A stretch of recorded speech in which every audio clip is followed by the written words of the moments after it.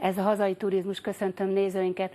A mai adásban Börzsöny egyik gyöngyszemére, Diós Jenőre látogatunk.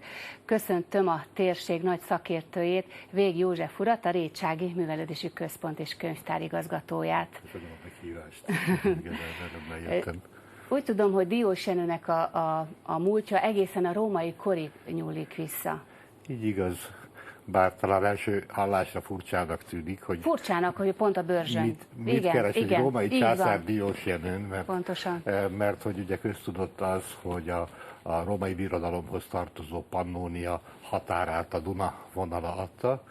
Igen, ám csak ilyenkor, ebben a korban a Börzsönyben germán törzsek voltak, kvádok és markomannok, akik gyakorta áteveztek sajkáikkal a Dunán, és fosztogatták a római telepeseket, és nyugtalanították a légiókat. És 173-ban a filozófus császár Marcus Aurelius elhatározta, hogy véget vet ennek az áldatlan állapotnak, és egy hadjáratot indított a germán törzsek ellen, nem titkolva azt a szándékot sem, hogy akár egy újabb tartományt hódít meg a birodalom számára.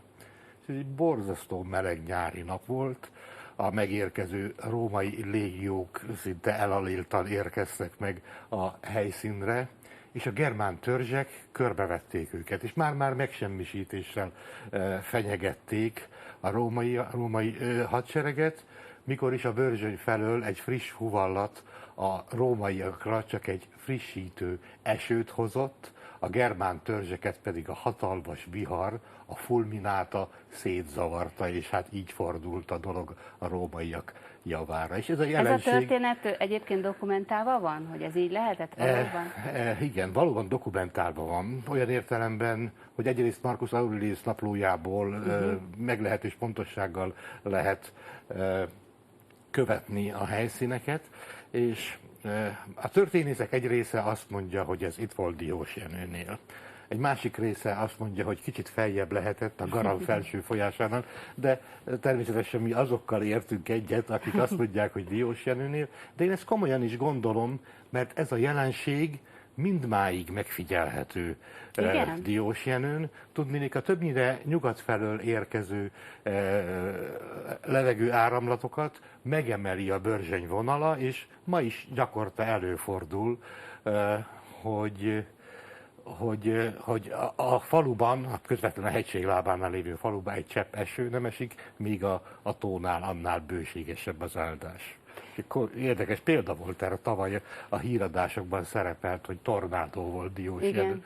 Ugye ugyanez a jelenség ismétlődött meg, és erre még több példa is van a történelem folyamán. Aztán a római kor után milyen korszakok jöttek Diós Jenő életébe?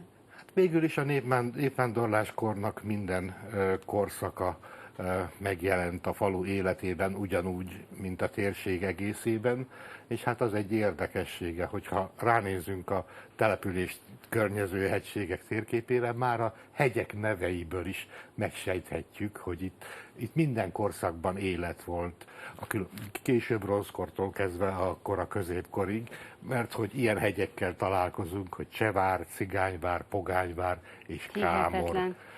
És minden hegycsúcson volt egy vár, minden és még a mai napig is állnak ezek, vagy hát, helyek közel. Szóval van, amelyik később bronzkori település volt, és inkább csak földvár volt, de hát a Csevár például, a hegytetőn volt egy kora középkori kővár, és egy sánccal is meg is erősítették, ez a sánc még ma is kiválóan látható. És hát ugye mindezek közül számomra legközelebb áll a Kámor, mert hogy Kámor nevezetű, ez egy kora középkori vár volt, már a török hódoltság előtt elvesztette a hadászati jelentőségét, de mindmáig csodálatos történetek vannak. Egy-kettőt megemlítene?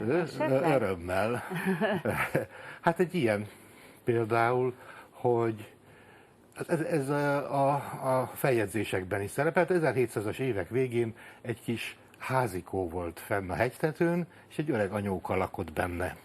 És senki nem tudta, hogy hívják, mit csinál, miből él. És ugye hát ez egy falusi ember számára egy elfogadhatatlan állapot, hogy nem tudja, hogy ki lakik ott a környezetében. Persze és szeretik tudni.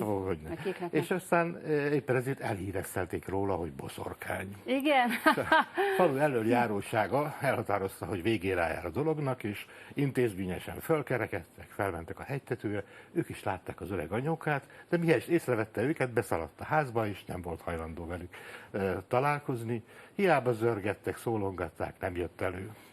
Egy idő után, hogy eredmény nélkül nem mehettek haza, felgyújtották a házat, megvárták, amíg leég, és akkor találták meg alatta, az elhamvadó ház alatt egy barlang bejáratát.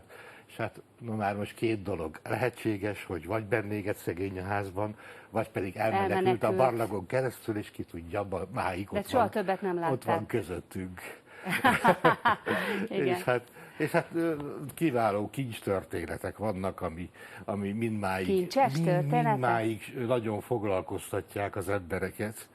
Az egyik ilyen az esetleg virágvasár. A környéken lehetne kincseket találni? Valami egész biztos, mert a különleges barlangok miatt az évszázadokon keresztül nagyon sokan keresik. Ma is már a legmodernebb technikai eszközökkel keresik ezeket a kincseket.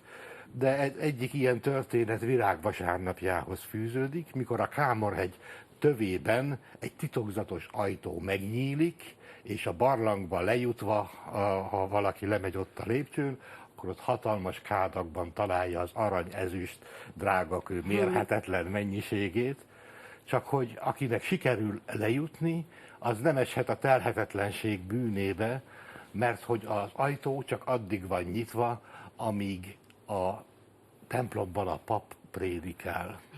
És hát szoktam mondani, ha mesélek erről, hogyha ez igaz volna, akkor miért mesélem el? Mert hát mi sem volna természetesebb, mint hogy virágvasárnap, ugye oda kell menni barlanghoz, és aztán semmi gondunk nincs többé.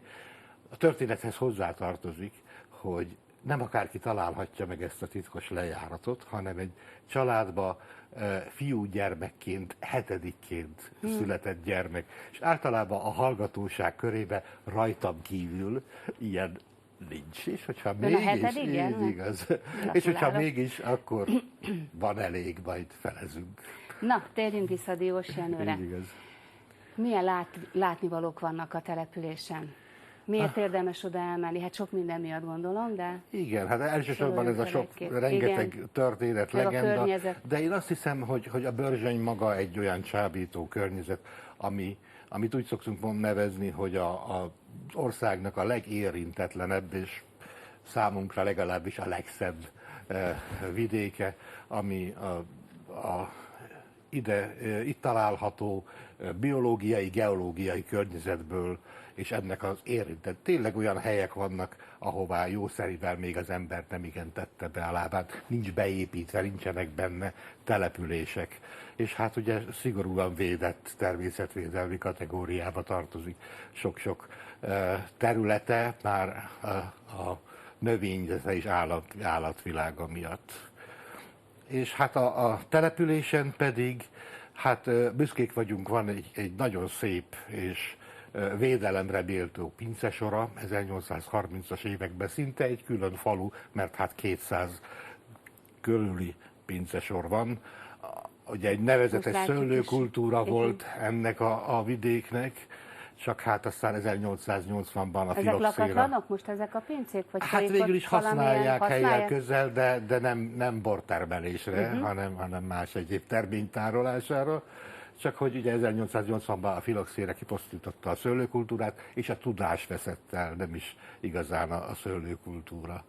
Aztán hát nagyon szép a tájházunk, amit a közelmúltban vásárolt meg az önkormányzat, és most folyamatosan rendezzük be a nyugati palótság egy református házát szeretnénk itt bemutatni, egy egész portát. Nagyon sok pillanatnyilag a tiszta szoba, a konyha, és most készül a második szoba, de a gazdasági rész is folyamatosan. Nagyon szépek a templomaink, ugye református és katolikus egyház egyaránt jelen van a településen, és hát a református egyháznál ott több minden utal a 1848-as szabadságharcra, mert hogy pont a református egyház feljegyzéseiben szerepel, hogy a Diósjenő népe Kossuth Lajost tiszteletbeli bírájává Igen, ezt választotta. olvastam. Ugye a Így akarták őt megmenteni. történet annyi, hogy igen, ugye Kossuth emigrációba kényszerült igen. a szabadságharc bukása után, és hát onnan próbálta újjáéleszteni a szabadságharc szellemiségét. lehetetleníteni, és pontosan akkor így magyar állampolgárságától meg igen. kívánták fosztani, és nagyon sok település tiszteletbeli polgárává fogadta. És a Diósjenőn mindenkin túl akar tenni, mert hogy tiszteletbeli bírájává. És hát egy érdekesség még, hogy Kossuth halála évébe volt szükséges, hogy a református templom tornyát újjáépítsék. És ez a torony kereken 100 évig állta az időjárás ostromát, és akkor érkezett egy hatalmas darú, leemelte a toronysisakot, és annak mintájára készült egy másik. És ekkor ért minket egy meglepetés, mert ugye a legfelső kis torony gömbben, egy kis ládikában Kossuth ereklyéket találtunk. Kossuth Lajos haláli hírét hozó budapesti hírlapot, igen. egy fényképét, egy Kossuth bankót, és egy feljegyzést a torony építéséről. Hát ez felbecsülhetetlen értékű. És hát nagyon sok 48-as honvéd is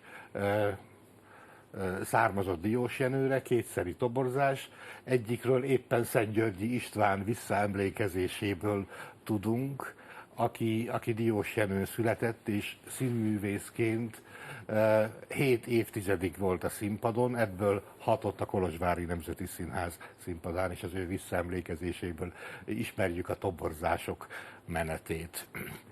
Ugye Szentgyörgyi Istvánról annyit azért érdemes még elmondani, hogy Diósjenőn jelenleg az általános iskola viseli a nevét, Marosvásárhelyen pedig az a színművészeti egyetem, ami az erdélyi színjátszás számára, és hát a magyar színjátszás számára képzi mindmáig a színészeket. Diósjenő környékén még hol vannak érdekes helyek, vagy olyan látnivalók, amit érdemes meglátogatni? Ugye a Marcus Aurelius révén már szó esett a tóról. A Diósjenői tó az mintegy bő 1 kilométerre van a településtől, és ott van a Marcus Aurelius csatájára emlékező kis emlékoszlop is. De egy érdekessége ennek a helyszínnek, hogy bár az 1800... Halastó, igen. 1800-as évek elején született helytörténeti monográfiák említik, hogy van egy különlegessége ennek a tónak, hogy egy szigete van, egy úszó szigete. És ez egy igazán különleges, ez egy nádból, sásból összeálló sziget, amin már a bomlás termékek révén egy kis földréteg is keletkezik, kisebb fácskák is voltak, sőt feljegyezték, hogy a falusiak jártak rá a szénát lekaszálni.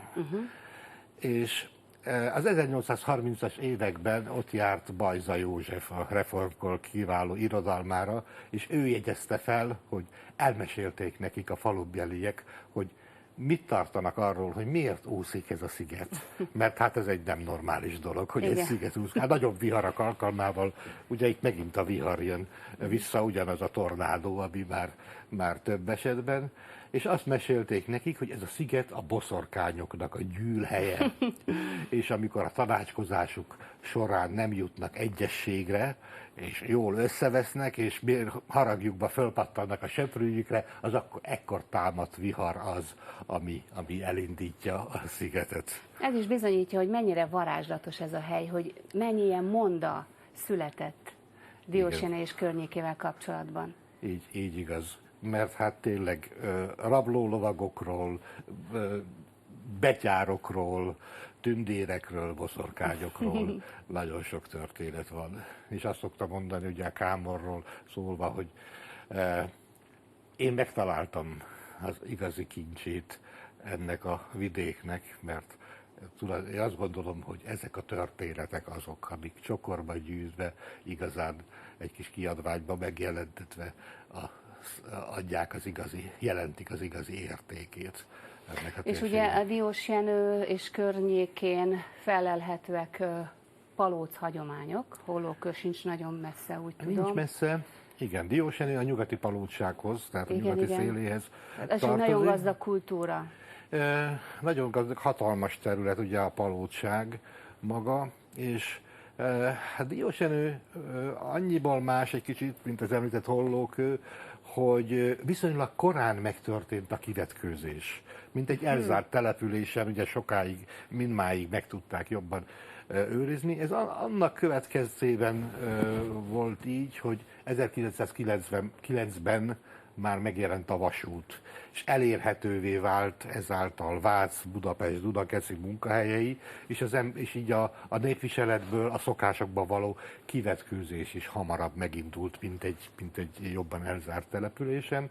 De hát szerencsére azért vannak olyan törekvések mindmáig a településen, és vannak olyan civil szervezetek, amik fontosnak tartják ezt, és komolyan veszik. Így fiatalokból jött létre egy Civil Dió nevezetű szervezet, kulturális élet kiváló rendezvényeit hozzák, többek közt minden ősszel a Diófesztivált, ahol minden a dió körül zajlik. Minden dióból van. Minden dióból még a van, kerítés is. Most nem kolbászból, hanem de hát legalábbis a játékok, kézműves, és hát a történetek, a mesék, amik ilyenkor elhangzanak. És hát van egy másik hagyományőrző csapat, ez a Kőszért Néptánc Együttes, amely úgy szintén fontosnak tartja a hagyományok ápolását. Most legutóbb épp a húsvét környéki hagyományokat élesztették fel, a kisze hordást, a zöldágjárást, és hát bizony még a vödörrel való locsolkodás szokását is felvállalták a tájháznál, és hát ez is nagyon szép hagyományteremtő rendezvény volt. Nem lehet csodálkozni, ugye, hogy Diósjenőn van Diófesztivál, de hát akkor nyilván a nevében benne van a településnek a dió. Hogyan is kötődik? Ugye hozzá kell tenni, hogy a Jenő név az egy honfoglaláskori törzsnévből származik, csak hogy a Kárpát-medencében 21 Jenő nevezetű település volt, és szükség volt a megkülönböztető jelző. És hát minden bizonnyal sok dió révén kaphatta ezt a megkülönböztető elnevezést valamikor a 17.-18. században.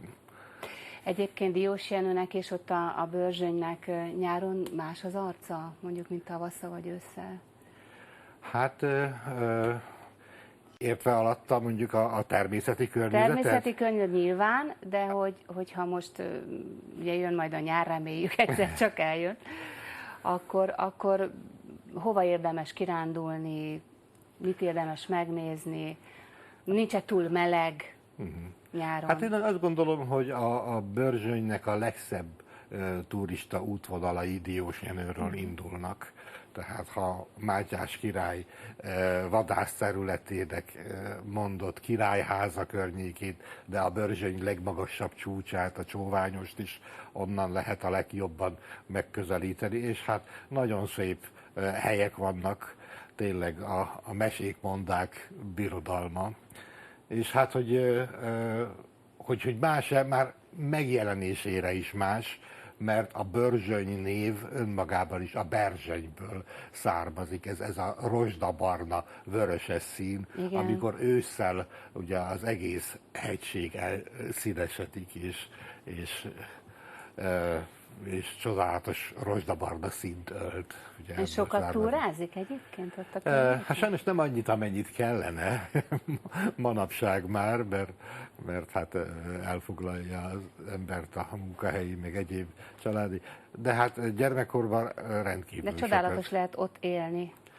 Tehát azért ön egy szerencsés ember, azt kell, hogy mondjam. Én szerencsés ember vagyok, több tekintetben, mert egyrészt én itt születtem Diósjenőn, másrészt a munkám révén egyrészt feladatommá is vált, hogy ennek a térségnek a helytörténetével, múltjával mindig vannak újabb és újabb információk, amit fel kell dolgozni? Hihetetlenül. Tehát miből áll a munkája? Hát én Rétságon a Városi Művelődési Központot igazgatom, és mint a településnek az egyetlen közművelődési intézménye, hát tulajdonképpen mindennel kell foglalkoznom, de ezen belül egy hangsúlyos rész a helytörténeti, honismereti munkálkodással való foglalkozás. Van esetleg ilyen szakkör iskolásoknak, vagy érdeklődőknek? Hát van a térségben, igen. Tehát akkor, ha valaki meg akar ismerkedni a térség történetével, akkor azt meg tudja tenni. Hát meg. Nagyon szép kiadványaink vannak ebben a térségben.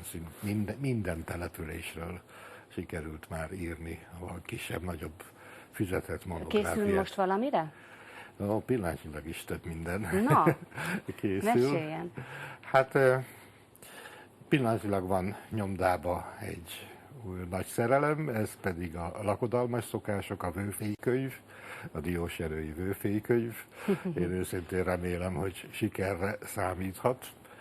És hát egy másik pedig egy nagyon régi vágy még, ez pedig Nepomuki Szent János tisztelete Nyugat-Nógrádba. Tudnék, a Balassagyarmattól a megye határig számított Nyugat-Nógrádba 20 településen találtam, vagy szobrát, vagy kápolnát, vagy festményt a szent tisztelete okán. Tehát ezek és egy készülnek. nagyon gazdag. Van még egy harmadik, ami már szintén kész, ez pedig Cinka Panna, a cigányprímásnak igen, az a szabadságharc. Végülis majdnem, hogy hősnek nyilvánították. Hát nem egészen, a legenda tette oda, és egészen addig, hogy Rákóczival kapcsolatba hozzák, de hát ugye a legendák kialakulását nem mindig számít az, hogy hát a történelmi igen, tény, mert hát nem voltak igazán kortársak. Lévén, hogy 1711-ben született. Nagyon köszönjük, hogy eljött, és nagyon örülünk, hogy így megismertetett minket Diós Jenővel, Börzsönnyel és ott a környék szépségeivel. Most pedig ellátogatunk a Diós Jenői Tájházba és a Diófesztiválra.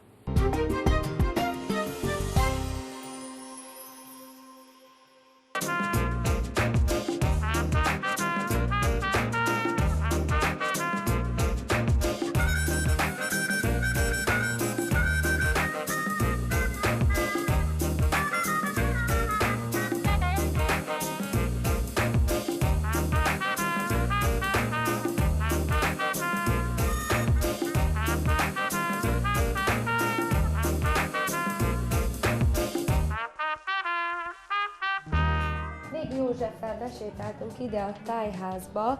Hát hogy épült föl régen egy ilyen tájház vagy parasztház? Hát ez egy hagyományos parasztház, ami egy hagyományos falusi parasztház. Ez egy Diósjenőről tudni kell, hogy a nyugati palócsághoz tartozik, tehát a Palóc-vidéknek. Ez is Palóc-föld. Palóc-föld, igen, a Palóc-vidéknek a nyugati határmezdjéje ez. És hát nagyon érdekes, mert ebben a térségben viszonylag kevés falu maradt meg, mert hogy a török hódoltság alatt jó részt kipusztult, és azok a falvak maradtak meg, és őrizték meg magyarságokat és palócságokat, amelyek közvetlenül a Börzsöny lábánál található. Ez melyik része a háznak, ahol most vagyunk? Ez a hagyományosan ugye az első szoba, ez az úgynevezett tiszta szoba, amit tulajdonképpen a hétköznapokban nem igen használtak, inkább csak az ünnepi alkalmakkor. Tehát akkor hol aludtak? Hát a hátsó szobában, a kamrában, vagy netán az istálóban, ugye kinek tiszte és feladata szerint. Ezek a berendezések, bútordarabok eredetiek? Tulajdonképpen eredetiek olyan értelemben is, hogy a itt látható tárgyak nagy része azok, amik megmaradtak itt, ebben a házban voltak, mert hogy itt a helyi önkormányzat ezt megvásárolta néhány évvel ezelőtt tájház céljára.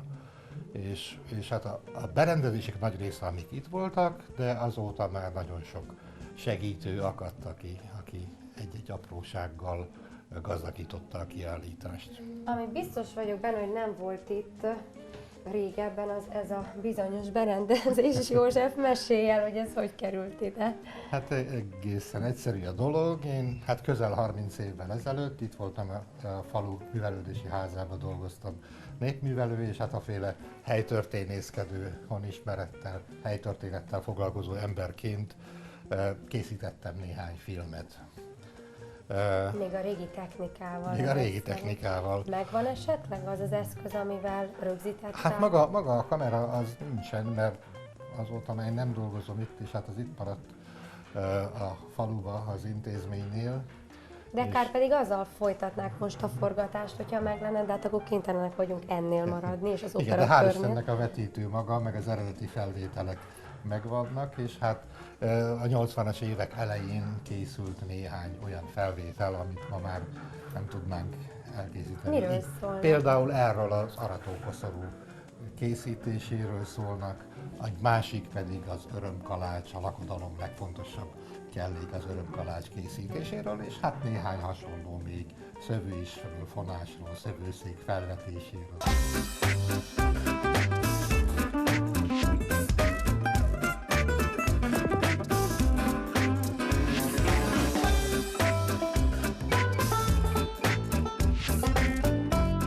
A Dió Fesztivál szervezőivel, Vizingel Tamással és Sav Ibolyával sétálunk itt a fesztiválon.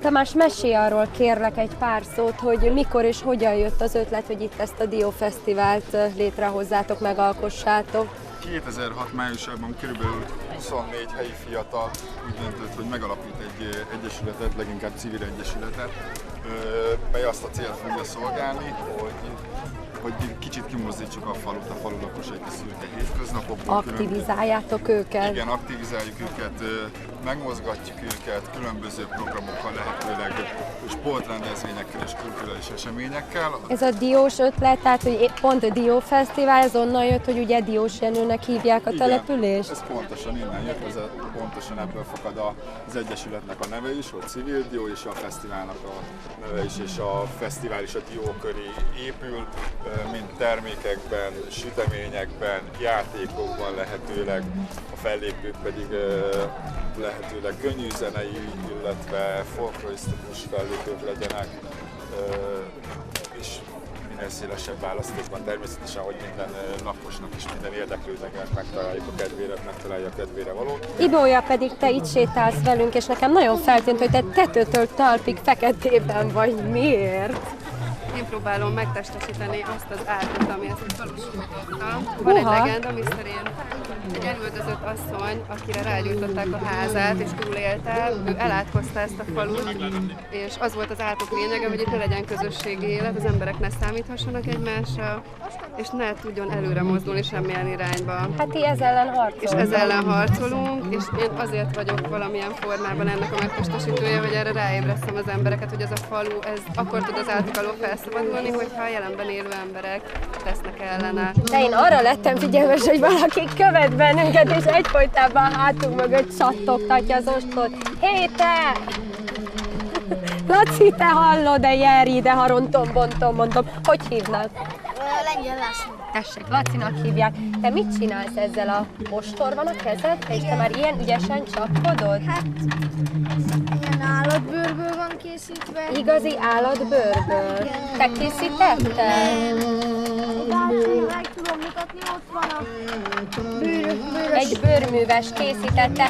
Hogy kell helyesen ostor csattogtatni?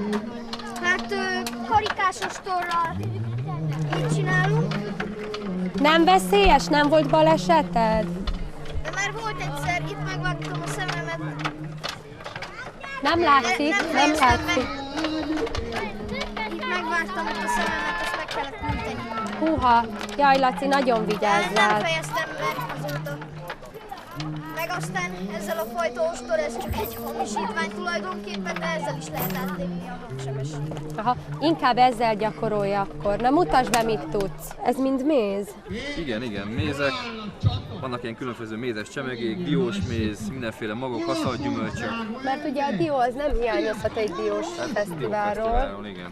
Ha jól látom, itt a mézbe ágyaztad bele a diókat. Igen, Egyébként igen. ezeket te készítetted? Én készítem, igen. Komolyan? Persze, Az egészen? hogyne. Ezek itt micsodák? Ezek a mézpálcikák, ezeket mit csináljuk csak Magyarországon. Egy adagos méz, egy tálba, kávéba, kakaóból, vagy akár nyalók a gyerekeknek, az járnak sorba most itt például. Látom, vásárlód is van, úgyhogy békén hagyunk. Köszi, mit szeretnél? Miért? Mondjad miért. És még egy fajtát, Még egy fajtát. És miért még? Miért szeretnél? napraforgó, virágméz, akácméz, hársméz, gesztenye, akác. Jó, azt most pont nincs, kapsz egy hársmézet, jó? Hársméz jó?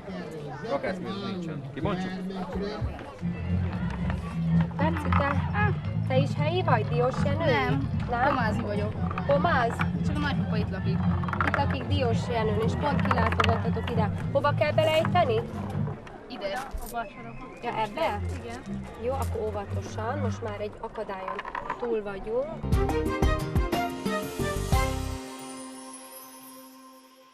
Aki Diós Jenőre látogat, az nem hagyhatja ki a Börzsöny-Alja vendégházat. És hogy miért? Erre fog nekem választ adni Popovics Tivadarné, a vendégház vezetője. Tehát miért érdemes önökhöz elmenni? Hát mi 1997 óta vagyunk, és hát úgymond ez egy kispályás vendégház, tehát nem egy panzió. Pestélyesen fogalmaz ez a kispályás, érted? Igen, de ugyanakkor a kispályások között elég nagy befogadó képességűek vagyunk, 20 fő körül tudunk fogadni, és ezáltal... Ez hány szobát akar? 7. Ezáltal azok a társaságok, akik szeretnének együtt lenni, meghitten, vagy megünnepelni egy születésnapot, vagy egy munkahelyi csapatépítő tréning, vagy családok összejönnek, bármi. Erre nagyon jó hely, hogy együtt vannak meghitten, egymás között, és nem zavarja őket senki, csak a fákat látják. Milyen ez a vendégház, fa szerkezetű ház? Hogy kell el, vagy kőház, vagy hogy kell rendes téglaház. Téglaház, Téglaház, igen. Ami, és milyen jellegűek a szobák? Tehát alkalmazkodik a környezethez? Igen, van Tehát egy... azért lehet tudni, hogy most én a Börzsöny-Aljában vagyok, ha oda megyek. Igen. Hát van az egyik apartmanunk, a panorámás apartman, fából készült a belső része, gerendás fás szerkezetű, és hát ugye kint vannak természetesen a Börzsöny védett madarai és védett állatok. Itt bekukkantanak az ablakon szinte? Nem, hát ki van téve plakáton. Ja, plakáton. De a környéken gondolom rengeteg állat felelhető. Hát igen, a Börzsöny nagyvadas terület, úgyhogy rengeteg vaddisznó, dámvad, szarvas, őz, muflon, és a férjem meg ráadásul vadász, hivatásos vadász, úgyhogy... Jó, tehát akkor ez a panoráma apartman, ez egy ilyen fás igen. stílusban. A lényeg egy nagyon fontos része, hogy van egy olyan apartmanunk, illetve hát egy háznak mondanám, egy különálló ház, ahol van egy közös helység, ahol így mind össze tudnak jönni, és egy pár lépésre van tőle a kertrész, ahol főző, bográcsozó hely van, ugye kinti bútorok, világítás, és ott nagyon jót tudnak kerti partizni, meg úgy együtt lenni, fűszerezve, homokozókkal, játszórészekkel rálátnak a gyerekekre, ahogy ott játszanak körülöttük esetleg, ha gyerekes családok jönnek. Vannak visszatérő vendégek? Igen. Neki körülök a legjobban, amikor visszatérő vendégeim vannak, vagy éppen valakinek szóltak, a munkatársnak vagy a barátnak, hogy jól érezték ott magukat, és visszajönnek. Ezek egyedülálló, vagy párok, vagy családok, vagy abszolút vegyes? Hát inkább családok jönnek hozzám, de vannak párok is, meg vannak kis társaságok, vannak motorosok, akik jönnek, hát természetesen a természetjárók jönnek leginkább, meg az együtt lenni szeretők. Milyen programok vannak ott a környéken? Hát meg Diós Jenőn. Vannak-e fesztiválok, vagy olyan igen. Rendezvények, amelyek ilyen nagy közösségeket tudnak megmozgatni? A Dió Fesztivál egy nagyon rangos esemény, azon kívül falunap is szokott lenni. Amit megemlítenék, kihagyhatatlannak tartom, aki eljön Diós Jenőre, a Börzsöny mellett a Vadasparkot, ami egyedülálló az országban, én úgy tudom. És ott természetes... Ez egy zárt vadaspark? Zárt, inkább vadaskert talán. ott úgy élnek az állatok, hogy természetes körülmények között, és végignézik a terepjáróval a vendégek, és megállnak az izgalmasabb helyeken, és bevárják, amik az állatok. Terepjáróval? Nagyon izgalmas. Igen, mert hát egy hatalmas területen van, nem is tudom, hogy hány száz hektáron, és hát ugye nagyon izgalmas, hogy az ember körül ott rohangál egy csomó vaddisznó, meg őz, meg dámvadak, 100-an beindulnak ott a naplementébe, tehát csodálatos látvány. A másik pedig a Sehol-sziget élménypark. Ez mind a kettő olyan 8-10 kilométerre van tőlünk, tehát nagyon közel. Ez Nőtincsen van, és hát tulajdonképpen gyerekeknek szól, hát én talán állatkert és lunapark így együtt mondanám, nagyon, nagyon igényesen ki van alakítva, és nagyon érdekes játszórészek vannak, és nagyon sok állat, ami különleges állat, lovaglás, egyebek. Egyébként önöknek van-e olyan programjaik, amit kedvezménnyel lehet igénybe venni, vagy valamilyen akció esetleg? Hát azt nem tudom, hogy akció, ez nem jellemző. Jó, üdülési csekket elfogadnak-e? Igen. Sokan jönnek üdülési csekkel? Igen, egyre többen jönnek üdülési csekkel. Talán a legtöbb vendég üdülési csekkel jött, azt mondhatnám. Akkor ez bevált? Igen, igen. Hát ez jó, mert ugye ezáltal a magyar tájakra látogatnak a vendégek. Ha kapnak üdülési csekket, akkor arra használják föl. És hát van azért nagyon sok szép táj.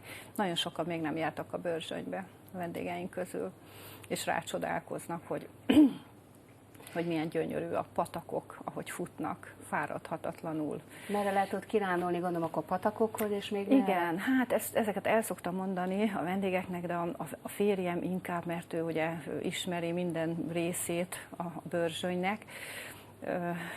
Hát talán a Kenyeres forrás, a Királykuti forrás, a Závoznyereg, ezek egy ilyen csodálatos helyek, ott a forrás körül, a patakok találkozásánál van. Ebből inni is lehet, ezek kristálytiszta Igen.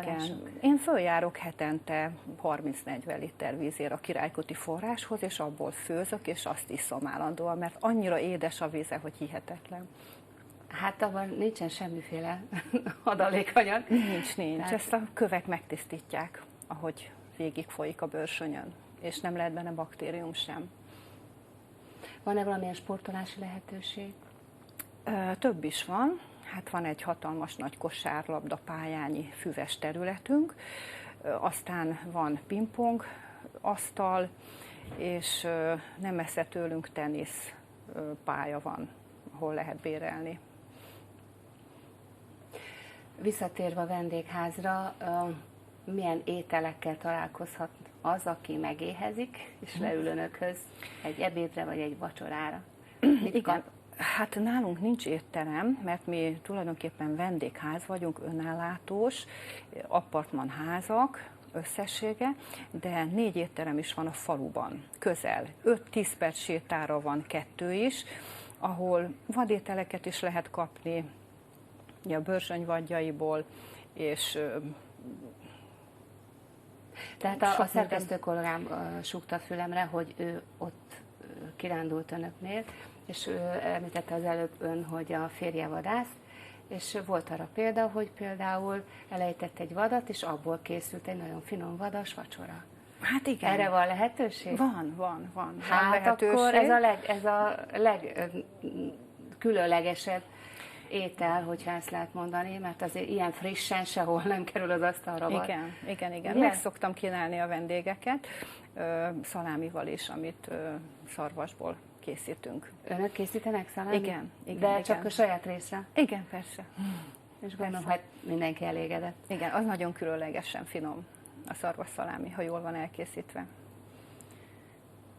Hogyan tudnak önökről, hogyha valaki el akar menni a Börzsönybe, tehát van-e internetes elérhetésük? Nagyon sok van. Vagy egyáltalán hogyan?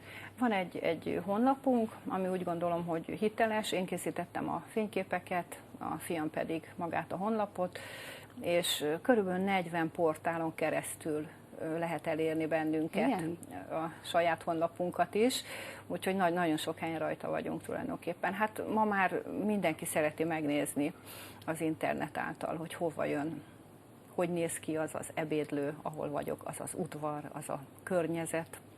elmondhatja hol a címet, ha esetleg. A honlapcímünk az talán a www nem is fontos elég, Persze. mivel Börzsönyalja vendégház vagyunk, ilyen egyszerű, hogy borzsonyalja.hu. Jó, hát akkor köszönöm szépen. És Én is akkor most köszönöm. egy huszárvágással Esztergomba megyünk, az esztergomi dzsámihoz.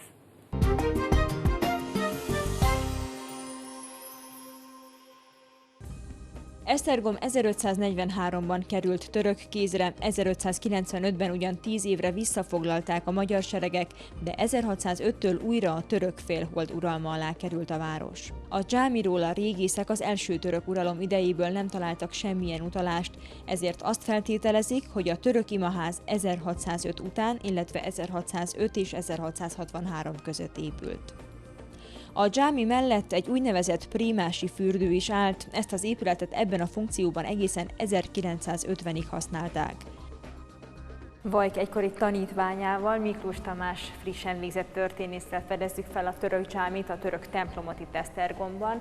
Mennyire jelentős turisztikai szempontból ez az épület? Hát végül is van egy olyan érdekessége ennek a frissen felújított dzsáminak, hogy jelen pillanatban ez Európa legészaknyugatibb eredeti állapotában megmaradt, illetve közel eredeti állapotában helyreállított dzsámia, és ez mindenféleképpen egy ilyen unikális jelleget ad neki, és végül is több olyan építészeti megoldással is találkozhatunk itt, ami nem jellemző általában ezeknek az épületeknek a felépítésére. Tehát egyrészt ez egy erődtemplomként is funkcionál, ugyanis az épületnek a nyugati fala az egykori városfalra épült rá, és ezáltal le kellett választani egy úgynevezett gyilokjárót, ami a katonák szabad mozgását biztosította a városfalon, illetve a középkorban alattunk egy városkapu volt, és ebből adódik az, hogy jelen pillanatban ez egy kétszintes épület, és az alattunk lévő termen keresztül vezetett annak idején a középkori út. Illetve az is egy további érdekesség, hogy a minaret ez be van építve az épületnek az északnyugati sarkába, ami végül is itt mögöttem látható. Mikor kezdődött ennek az épületnek a felújítása, mikor kezdődtek itt a régészeti munkák? Hát igazából 98-99-ben kezdődtek itt a komolyabb feltárások. Ennek annyi előzménye van, hogy 1965-ben egy Gerő Győző nevű régész professzor azonosította be az épületet, hogy valószínűleg az a lakóház, ami itt áll. Az egykor dzsámi volt? Igen, illetve az a dzsámi volt, amire Evliya Cselebi is hivatkozik, illetve amiről ő is írt.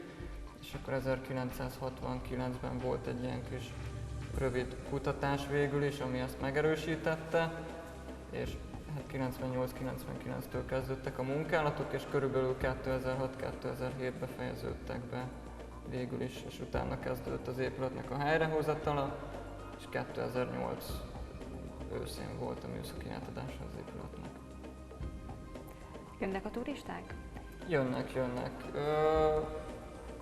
Főleg magyarok jönnek egyelőre, de elég jelentős külföldi turista is érkezik. Például törökök? A törökök is vannak bőven, hát nekik valamilyen szempontból Esztergom egy kicsit hozzánőtt a szívükhöz, tehát nekik van egy ilyen katonadaluk is, az Esztergom Kalesi, ami végül is egy török katonáról szól, aki síratja a kedvesét, aki otthon van, és hát végül is ez a dal náluk a mai napig valamilyen szempontból meghatározó, és például több katonai alakulatnál ez ilyen indulóként is használatos. Ezeken a képeken láthatjuk valahol az eredeti dzsámit, vagy hogyan nézhetett ki valaha ez a dzsámi? Igen, hát végül is több metszeten is látható. Amit a leghitelesebbnek fogadhatunk el, az már a város felszabadulása után 1683-ban készült. Egy ismeretlen katona lerajzolta a vár, illetve a városfalakat, és akkor ezen a képen bejelölte az egykori dzsáminak az épületét, és akkor ezt tartjuk így végül is a leghitelesebbnek. Ezen látszik is egyébként, hogy van egy alsó szint, amin 2 bejáratot láthatunk, illetve van egy felső szint, ahol az ablakok vannak, illetve egy nyeregtetős épület látható, vagy minaretten egybeépítve. Mikor épülhetett egyébként? Nem tudjuk pontosan, ugyanis az épületnek a tárikja, tehát ez egy ilyen zárókő, amely megnevezi az építtetőt, illetve az építés évét, az itt nem maradt fent. Mit feltételeznek? Hát 2 periódusban voltak itt a törökök, először 1543-tól 95-ig, utána pedig 1605-től 1683-ig, és ebbe a köztes 10 évben császári, illetve magyar csapatok voltak a várban, és egészen 1605-ig rengeteg képi ábrázolásunk, illetve szöveges leírásunk van a térségről, és egyik sem említi, hogy itt bármiféle török dzsámi épült volna. Tehát egyrészt ebből feltételezzük, hogy 1605 utáni. Az első írásos leírásunk pedig 1663-ból származik. Egy török világutazó, illetve történetíró, az Evliya Çelebi ír először magáról erről a dzsámiról. És hát végül is, ha nagyon le szeretnénk szűkíteni, akkor az 1600-as évek első évtizedeiben készült el ez az épület. Érdekesség, hogy az épületen egykor utca vezetett keresztül, ami a törökök által épített Dunai hídhoz vezetett.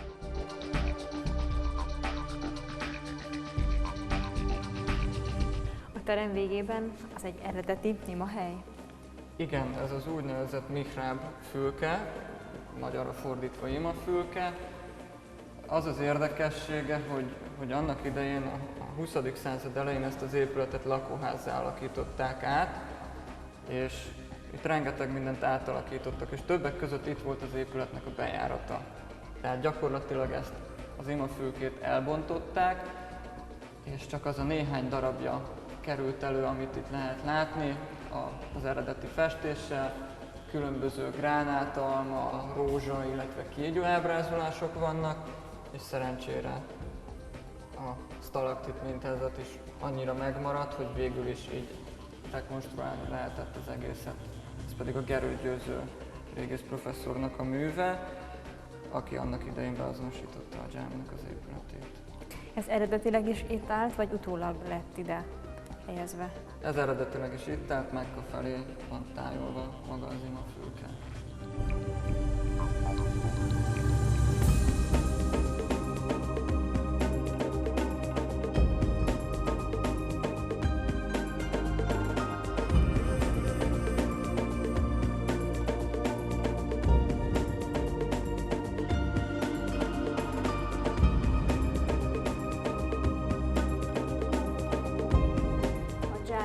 Sorában vagyunk, hány száz éves köveken lépkedünk most? Hát ezt pontosan nem tudnám megmondani, végül is ez a vízivárosnak a középkori, illetve a koraújkori útja, ami végül is a város kapuhoz vezetett, amit itt feltételezünk az épület alatt. És később erre épült rá ez a dzsámi. Amikor megépült, akkor itt lehet látni majd 2 lyukas követ, ezek egy-egy oszlopot tartottak, igen, amelyek egy hosszában lévő, nagyobb méretű gerendát tartottak, végül is erre került rá később a fa sík födém, és később, amikor az 1700-as évek elején magtárat alakítanak ki az épületből, akkor kerül ide ez a tehermentesítő boltozat, illetve egy extra bélésfal a korabeli falak mellé.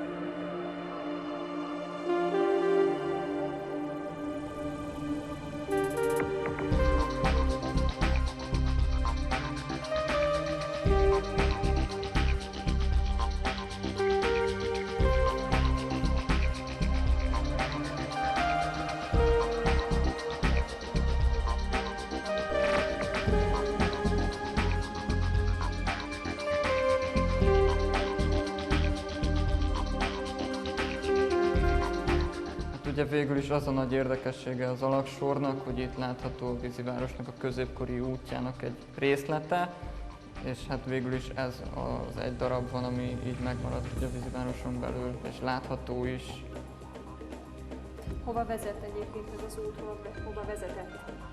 Egyrészt hátra a bástyához, illetve lent látható az úgynevezett kücsök kapu, amit, hogyha magyarra fordítanánk, kicsi kaput jelent. Erről az Evlia Celebi is írt a művében, azt írta róla, hogy ló ugyan befér rajta, de szekér már nem, és hát végül is ez a kapu vezetett az itt a környéken lévő hajóhídhoz, ami összekötötte a Párkányi Erőddel Esztergomot. Végül is, amit itt a turista láthat, az a régészeknek egy hatalmas munkájába került, több mint 1500 köbméter földet termeltek ki innen, és hát végül is a régészeti munkálatokat dr. Horváth István vezetésével a Balassa Bálint Múzeum munkatársai végezték.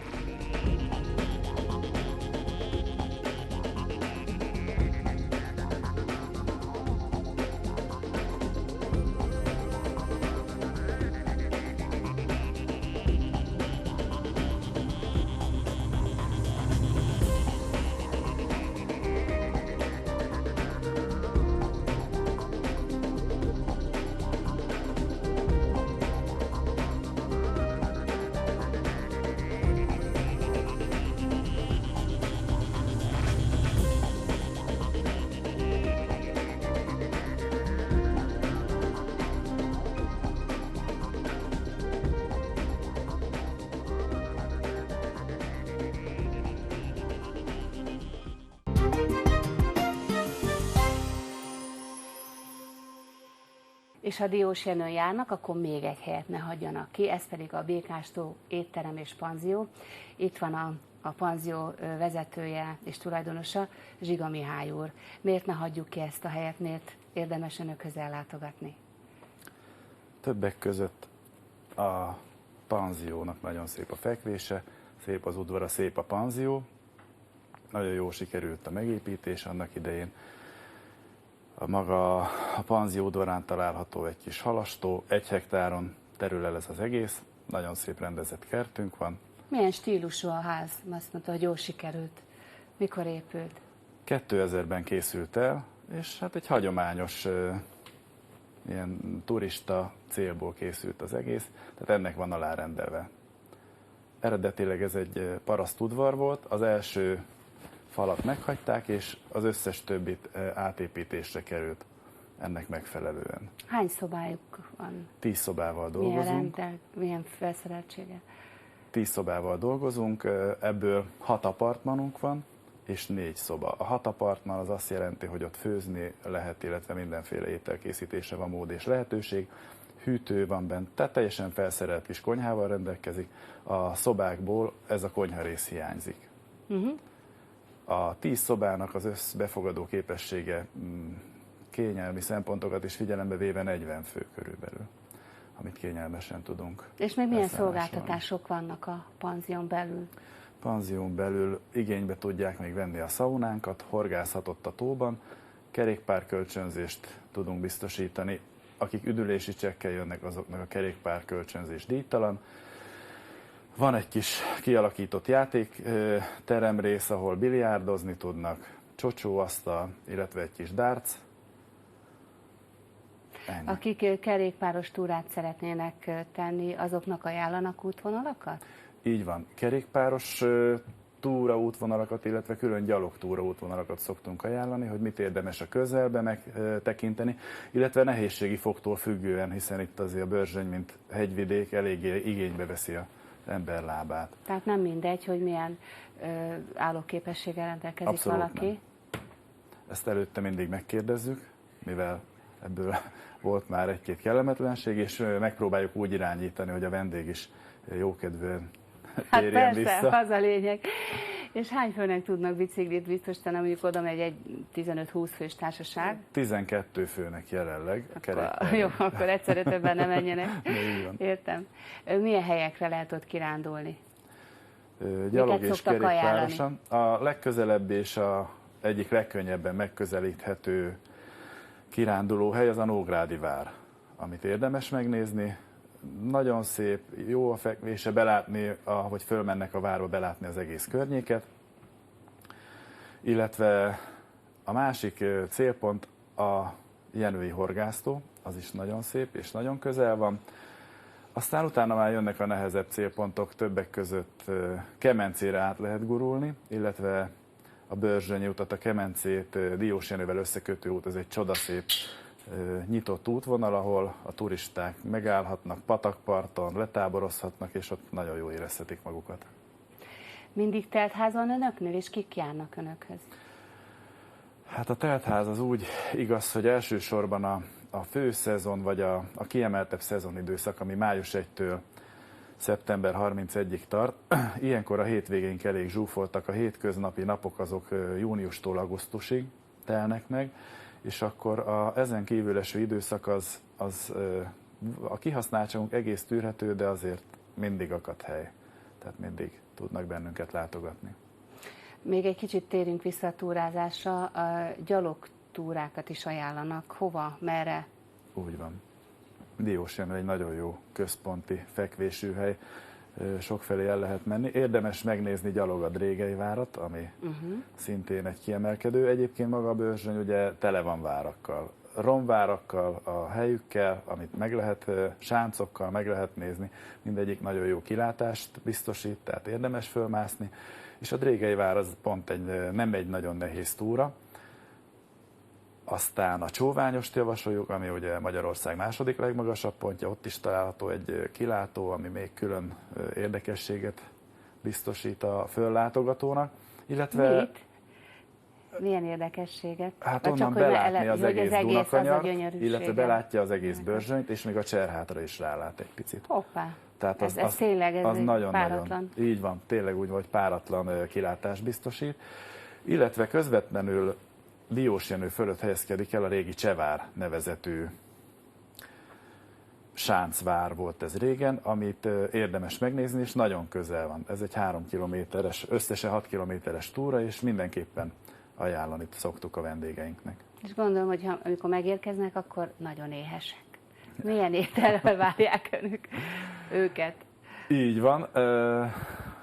Az érkező vendégek általában késő délután, este érkeznek, tehát bírnak falatozni. Próbálunk úgy összeállítani ételsorokat, ételeket, hogy a Börzsönyből megpróbálunk alapanyagokat szerezni. Elsősorban itt a gombákra gondolok. A vargányagomba és a rókagomba az kiemelt helyet kap az étlapunkon. Sok ételünkben használjuk, salátákhoz, húsokhoz, köretekhez. Mindenképpen szoktuk ajánlani is, általában napi ajánlatban is szerepeltetjük, hogy a vendég mindig találkozzon vele, illetve helyi alapanyagokból próbáljuk megoldani még a bárány és az egyéb húsokat, amik különlegességnek számítanak, valamint az érkező vendéget mindig nagyon szívesen kínáljuk egy kis pálinkával, amit Önök főznek? Ott készül? Nem, főzdébe készítjük, de sajátunk. Hányfajta pálinka létezik? De amivel tudunk szolgálni általában az 10-12 fajta pálinka különlegesség, vagy legalábbis igyekszünk, hát most már egyre jobban fejlődik a pálinka kultúra Magyarországon. Sok mindenkinek nagy örömére. Igen, nagyon-nagyon. Az utóbbi 5 évben nagyon-nagyon fejlődik. Ez azt jelenti, hogy mindenki odafigyel a pálinkájára, és itt szinte most már kivétel nélkül lehet mondani, hogy mindenkinek nagyon jó pálinkája van. De természetesen a miénk azért még mindig egy kicsit jobb a többinél. Na ugye, hát ez csak természetes. Milyen kulturális programokat kínálnak a vendégeknek? Kulturális programokat általában itt a közelben a várlátogatást szoktuk ajánlani, illetve éves szinten most már úgy néz ki, hogy hagyománnyá válik nálunk egy táncház megrendezése, ami általában július hónap elején kerül megrendezésre, és ez délszláv táncokat jelent. Egy hetes program, minden este élőzenével és külön tánctanárral történik ez a program. Nagyon-nagyon érdekes, színes, nagyon hangulatos, nagyon jó szokott lenni a hangulat. Ilyenkor kivonul külön a konyha, és ott roston, kint szabadtéri tűzön sütünk, főzünk, hogy és bárki beállhat. Bárki beállhat, így van, és díjtalanul. Tehát oda megy, és díjtalanul táncolhat, jól érezheti magát. Illetve a közelben szoktuk még ajánlani a Ipolytarnócot, ami a régi Palóc Pompejnek is nevezik. A mocsár betemette ezeket a fákat, és most ezeket a maga valójában nem tudom hány 10 000 éves fákat sikerült előszedni. És ebből egy múzeumot készítettek, illetve egy interaktív látogatási módra van lehetőség, ott vetítenek, meg lehet nézni a régi történetet erről, hogy került elő az egész, ezeket szoktuk javasolni. De gondolom, hogy Diósjenőn rengeteg fesztivál van, rendezvény. Olvastam a ajánlóban, hogy lovaskocsizni is lehet. Akár. Így van, lovaskocsi túrákat szoktunk még ajánlani. Lovagolni is lehet, így van, megszoktuk. Ezeket meg szoktuk szervezni a vendégek külön kívánságára, nagyon szokták szeretni ezt is. Illetve említésre méltó még mindenképpen a Dió Fesztivál, ami október elején kerül megrendezésre Diósjenőn. Ez is nagyon Egyik előző beszélgetésben már érintettük, de mondja már meg, hogy mi minden készül dióból a Dió Fesztiválon. A dióból készül italok készülnek a dióból, ételek készülnek, sütemények, desszertek és mindenféle húsételt is lehet. Pisztrángot, halat, tehát nagyon sokfajta ételhez lehet használni diót, és nagyon jó kiegészíti a dió íze az ételeket. Különlegessé teszi, érdekes és nagyon egészséges is. Ez egy jó végszó volt, köszönöm szépen, hogy eljött. Önöknek is köszönöm a figyelmet, és remélem, hogy a mai adásunkból kiderült, hogy Diósjenő egy jó hely. Viszontlátásra!